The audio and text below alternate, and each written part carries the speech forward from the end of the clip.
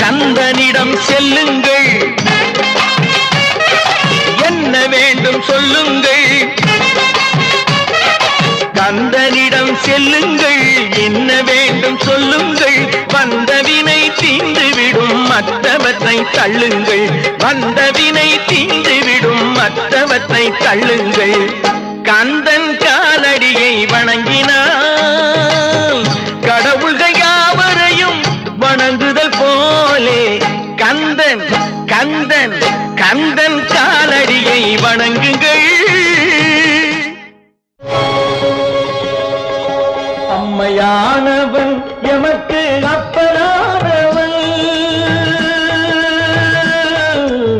அம்மையானவன் எமக்கு